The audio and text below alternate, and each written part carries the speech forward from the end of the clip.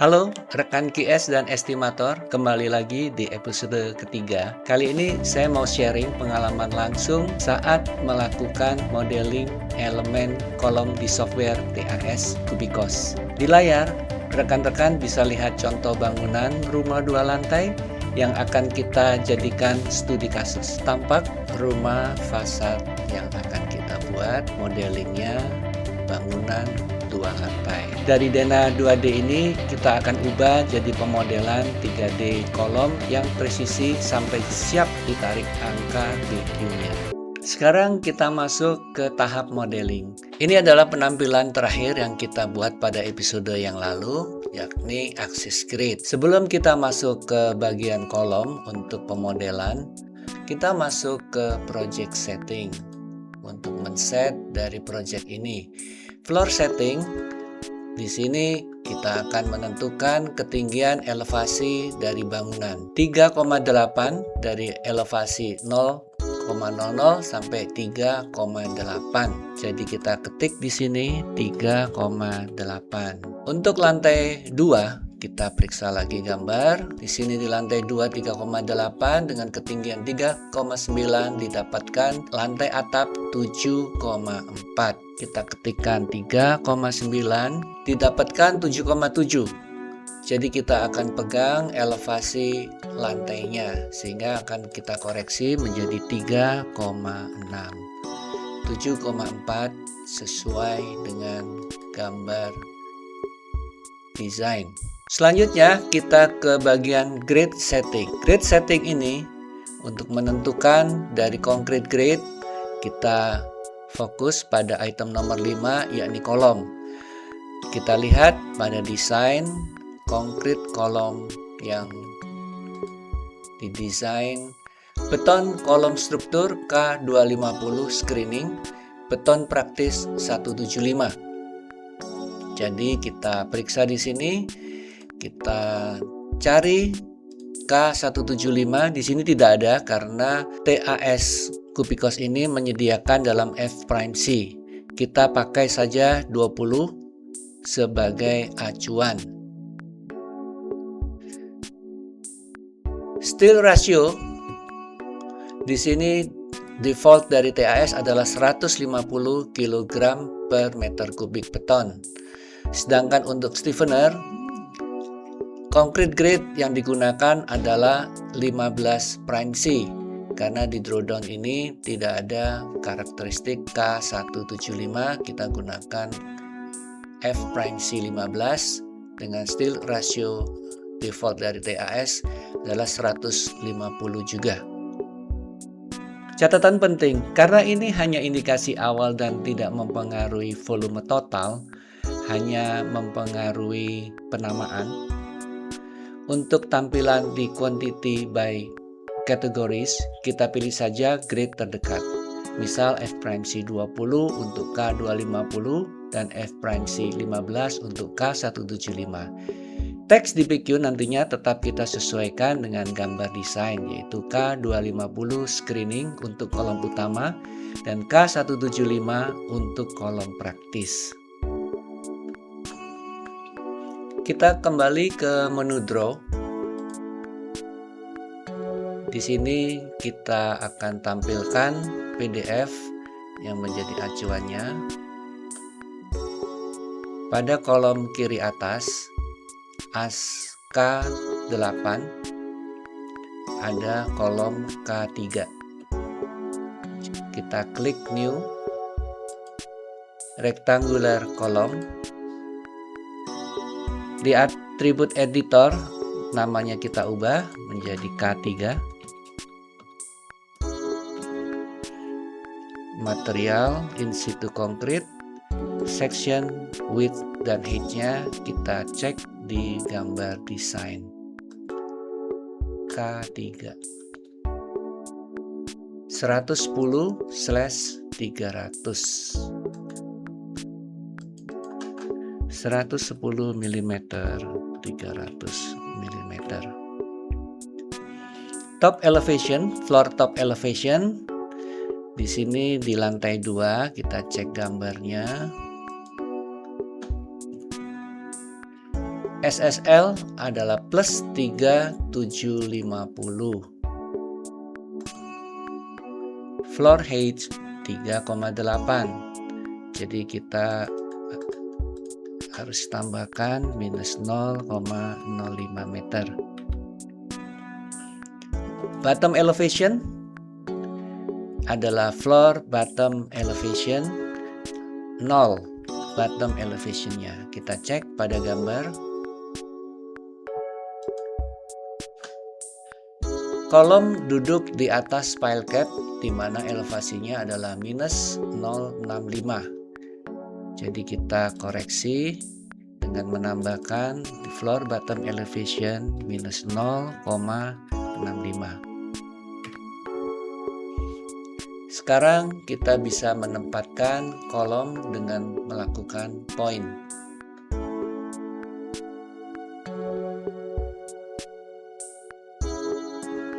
Karena penempatan di pojok kiri atas, maka kita perlu ubah posisi kursor yang berada di tengah entity kolom ini dengan menekan F4 beberapa kali. 1, 2, 3, 4. Ya. Kita lanjutkan dengan kolom K3 pada aksis grid K6. Karena posisinya 90 derajat berputar, maka kita klik saja rotation point 90 dan kita tempatkan di tengah dahulu. Jadi kita tekan F4. Ya, sini. Posisinya belum pada yang dimaksud pada desain, sehingga kita perlu sesuaikan dengan melakukan align. Kita klik pada aksis K dan bagian atas dari kolom. Setelah itu, pada gambar desain juga menunjukkan ada pergeseran 100 mili ke kiri. Untuk menggeser, kita gunakan saja aktifkan dynamic input supaya kita bisa menggeser move dengan presisi. Kita klik pada kolom, klik kanan, kita move, kita geser 100 mili. Kita ketikkan 100. Ya, sekarang sudah berada pada posisinya. Kita lanjut dengan kolom K3. Di sini ada PK3, yaitu pedestal kolom K3. Kita input dulu.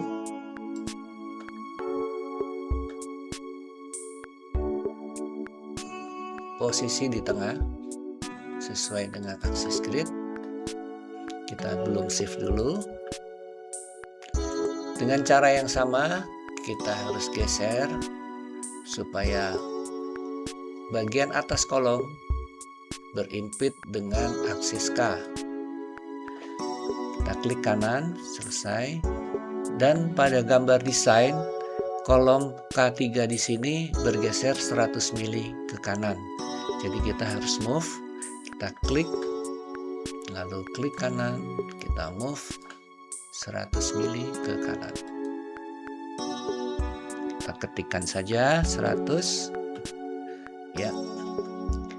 Jadi pergeseran, kita align lagi. Ya, oke. Kita periksa pada gambar desain antara K3 dan PK3. Pedestal kolom ada di elevasi topnya minus 350, sehingga kolom K3 kita harus kurangi tingginya. Kita klik. Elevasinya bagian bottomnya bukan di minus 065, tetapi minus 035. Ya. Oke. Selanjutnya untuk menggambar PK3 kita tambahkan saja di sini new. rectangular column PK3. In situ konkret materialnya, sectionnya kita periksa pada gambar. PK3 210/400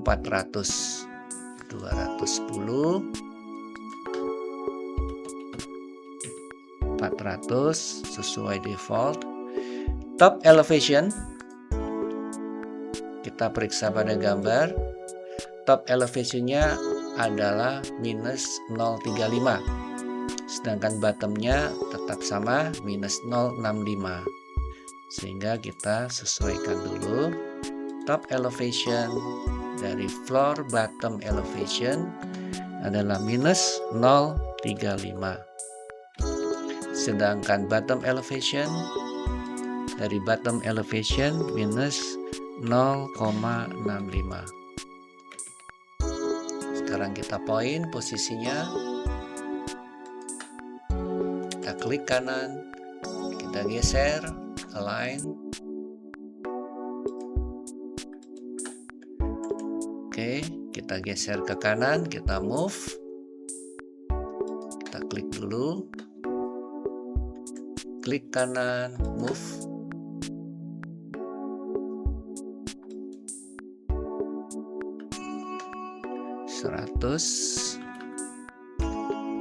Ya, sehingga berada pada posisi yang dimaksudkan.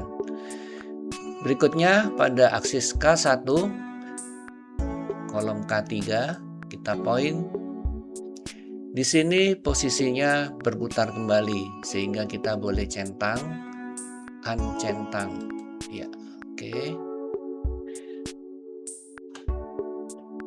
Jika tadi kita mengubah kursor dengan F4, maka kita coba dengan cara menggeser menggunakan align. Oke, kita align terhadap aksis K, dan sisi kanan kita align terhadap aksis 1. Ya, kita klik kanan, selesai. Kita akan melihat hasilnya, dynamic view. Ya, seperti ini kolom yang kita sudah modelkan.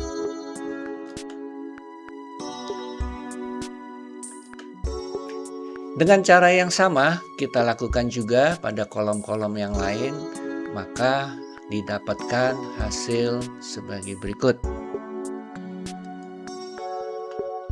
Kita bisa lihat dengan 3 dimensi southwest isometriknya.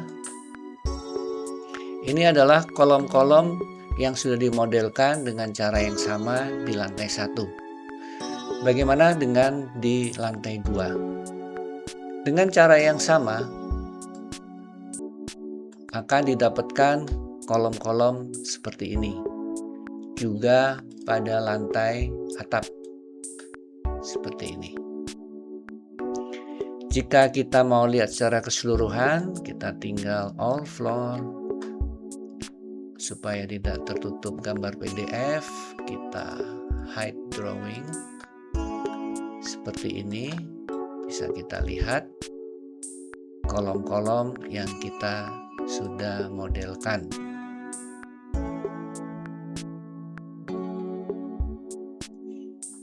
Kita kembali ke atribut editor. Di sini di concrete grid tercantum F'C 20. Jika ada kolom tertentu yang mempunyai concrete grid khusus atau yang berbeda, maka bisa diubah di sini selain dari yang tadi sudah diubah di project setting untuk keseluruhan. Setelah concrete grid, ada item formwork type, kita gunakan default TAS yaitu common formwork. Entity type kategori 1 dan kategori 2 kita gunakan default dari TAS. Untuk steel ratio seperti yang sudah kita bahas, kita tetapkan 150 kg per meter kubik sesuai default TAS. Untuk summary info, saya cantumkan di sini untuk penempatan mutu dari desain yaitu K250 dan dicentang pada add untuk kemunculannya di nama sini.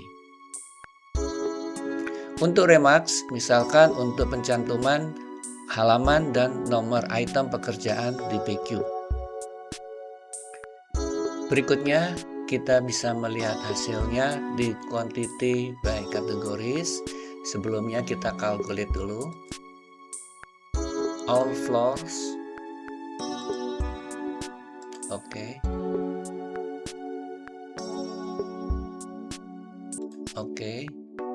Kita lihat quantity by categories, all floors. Kita perluas. Di sini dengan default template di mana kolom pertama adalah lantainya, lantai 1, 2 dan lantai atap. Kemudian nama dari kolom, material, concrete grade terdiri dari 2, 20 dan 15. Volume, meter kubik, area formwork, meter persegi, number piece, weight of rebar, kilogram, dan girth atau kelilingnya. Berhubung nanti kita akan membuat BQ berdasarkan spesifikasi mutu beton, kita buat tampilan quantity by categories-nya custom berdasarkan concrete grade. Pada view quantity by category, selain dari default template, kita juga bisa custom, yakni berdasarkan grade, karena kita akan membuat BQ dengan item berdasarkan concrete grade. Di lantai 1, in situ concrete grade kita bagi 2, 15 dan 20. 15 adalah untuk kolom praktis, 20 adalah untuk kolom struktur. Volume, formwork, number, dan weight of rebar. Demikian juga untuk lantai 2 dan lantai atap. Kita juga bisa melihat rumus untuk mendapatkan kolom yang ada menggunakan quantity view expression. Misalkan kolom K3 yang tadi kita sudah buat. Di sini terlihat volume, length kali width kali height didapatkan 0,45 meter kubik. Area of formwork, original area of formwork to kolom 3,608 meter persegi. Jumlah kolomnya ada 1. Weight of rebar dari volume 0,45 meter kubik dikali dengan steel rasionya 150 didapatkan 21,78 kg. Girth atau kelilingnya length plus width dikali 2 yaitu 0,82 meter. Nampak di sini bahwa perhitungan secara arithmetic untuk kolom terlihat dengan jelas, hanya khusus untuk weight of rebar digunakan steel ratio 150 kg per meter kubik. Masuk ke bagian 2, BQ, Bill of Quantity. Di common attribute bagian atribut editor, formwork, entity type, kategori 1 dan 2, serta concrete type kita biarkan menggunakan default TAS. Berikutnya setelah calculate, kita membuat BQ-nya. Kita menyusun bill of quantity untuk kolom grade. Di sini kita bisa memindahkan dari view quantity by kategori seluruh lantai satu persatu. Berdasarkan grade. Di sini kita bisa linkkan konkret untuk lantai 1 practical column ada 24 piece. Konkretnya kita klik saja di sini. Oke. Kemudian structural column ada 20 kolom, 27 kolom. Lantai 1 untuk formworknya, kita double klik di sini 37. Structural column lantai 1 76. Weight of rebar practical column 145 kg. Structural column 554 kg.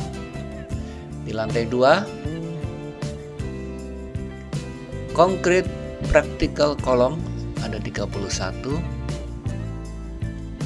Kita double klik saja di sini 0,9 meter kubik. Structural column ada 2 meter kubik. Lantai 2 formwork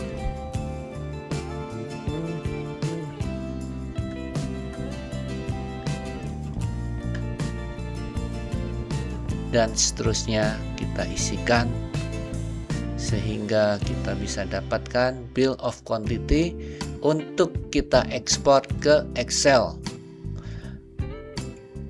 khusus untuk kolom grid-nya. Terlihat pada layar hasil export to Excel PQ yang telah kita buat. Kita isikan rate harga satuan, estimasi saja untuk mendapatkan nilai di bawah. Total untuk pekerjaan kolom 46.531.656. Masih di atribut editor, ada bagian yang tersembunyi yaitu calculation attribute. Ini yang bisa kita set untuk ketinggian stratingnya. Kemudian measurement setting. Di sini kondisi defaultnya seperti yang dinyatakan oleh TAS adalah default dan measurement rule. Kita bisa ubah di sini dengan klik 3 titik akan berpindah ke measurement rule. Untuk lebih lanjutnya kita akan bahas pada episode yang lain.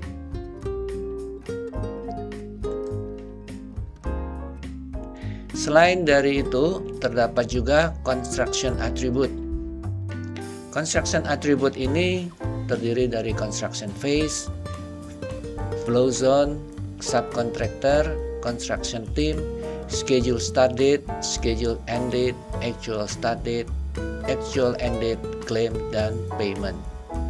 Terakhir, bagian 3, construction attribute dan report. Kita akan memperagakan bagaimana mengisi construction attribute, karena kalau kita isikan begini saja, misalkan construction phase 1,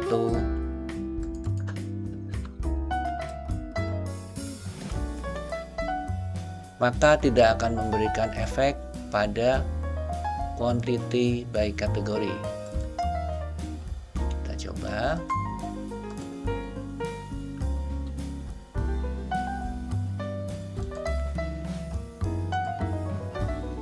Oke. Kolom kita perluas. Tidak muncul adanya construction phase-nya. Kita harus buat construction phase-nya seperti ini. Nanti akan muncul di sini dengan cara setting, classification, and quantity. Di sini ada pilihan construction phase, dicentang, floor, concrete grade, schedule start date, actual end date, claim, dan payment. Kita okekan sehingga akan bisa muncul berdasarkan setting classification dan quantity. Di sini terlihat ada construction phase yang null karena masih belum termasukkan. Bagaimana memasukkannya? Kita cek ke layar depan. Baik, kita akan memasukkan kolom-kolom ke dalam construction phase 1 dengan cara mengklik dulu entity yang dimaksud. Lalu kita ketik di sini construction phase 1. Enter, kita cek di sini quantity by kategori construction phase. Di sini sudah termasukkan semua yang sudah kita masukkan. Tetapi karena ada yang hanya masuk sebagai construction phase 1 tanpa mengisi schedule start date, actual end date, claim, payment, maka oleh TAS dipisahkan dari yang sudah ada isinya, yaitu schedule start date-nya 1 Januari 26, actual end date-nya 9 Januari, claim dengan konkret 25%, formwork 75%, dan rebar 50%, payment-nya 0. Dengan kita lengkapin construction attribute-nya pada bagian yang masih 0, yakni kolom K3 yang tadi kita buat, maka kita bisa cek di quantity by kategori untuk kolom dengan tab construction phase.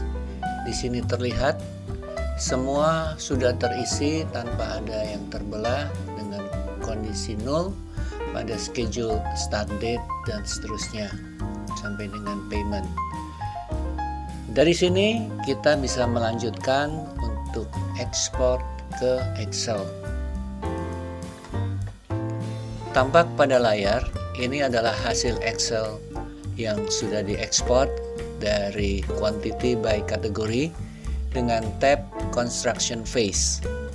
Construction phase yang kita sudah buat, yakni dari construction phase 1, 2, 3, 4, 5, hingga 6 pada lantai yang berbeda, menunjukkan informasi yang sudah kita butuhkan, di mana concrete grade juga dipisahkan, volume dari quantity beton kolom terpisah berdasarkan grade konkret maupun construction phase-nya.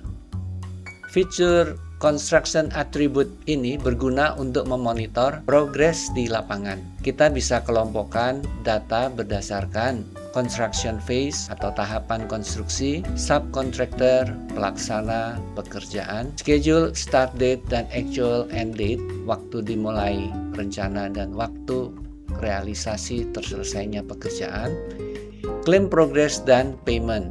Di tabel quantity by categories, kita bisa melacak posisi kolom di fase manapun secara visual menggunakan fitur reversely check model.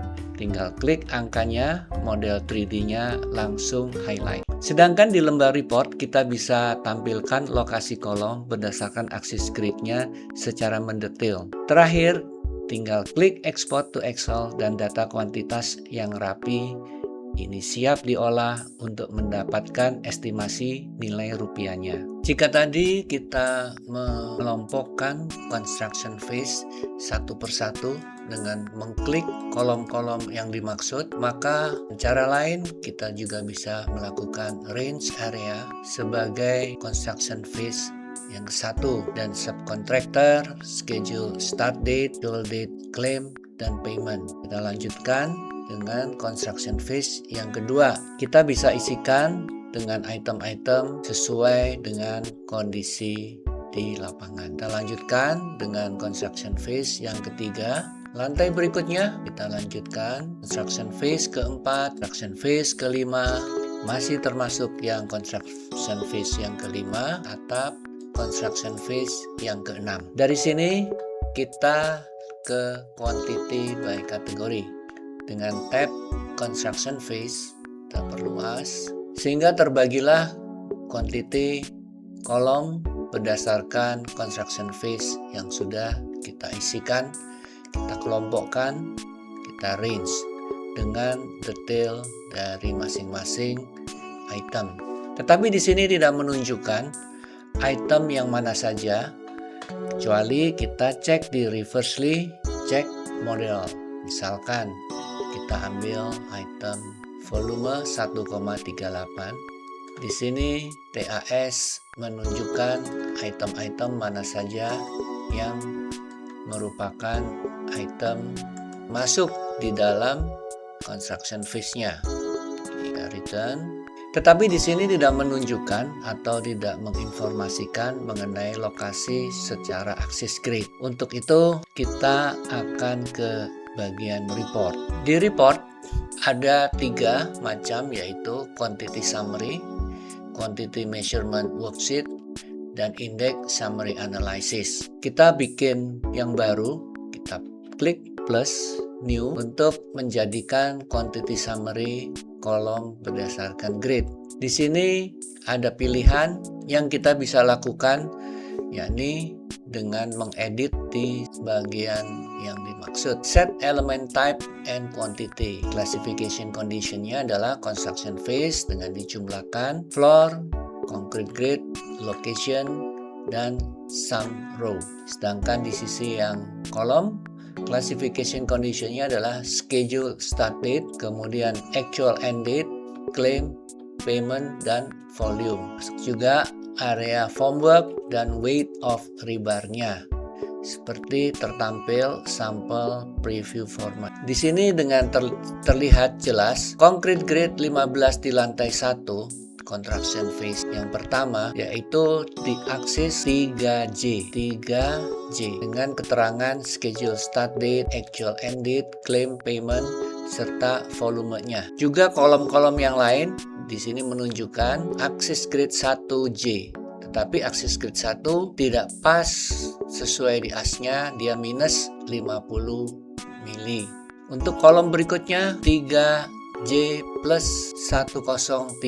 Ini adalah kolom-kolom pada aksis-aksisnya. Dipisahkan dari grid 20. Construction phase yang kedua di lantai 1 dibagi 2, yaitu grid 15 dan 20. Quantity yang terkumpul di sini akan sama untuk bisa didapatkan nilainya setelah dikalikan. Langkah berikutnya kita export to Excel, didapatkan hasil seperti ini sehingga kita bisa manfaatkan informasi ini dengan dikalikan harga satuannya atau unit rate-nya, maka didapatkan nilai dari pekerjaan. Sekian sharing dari saya untuk episode 3 tentang kolom pada Cubicos TAS. Rekan QS dan estimator, kalau ada pengalaman lain dalam modeling kolom, silakan tulis di komentar. Jangan lupa subscribe agar tidak ketinggalan video berikutnya, episode 4 tentang wall.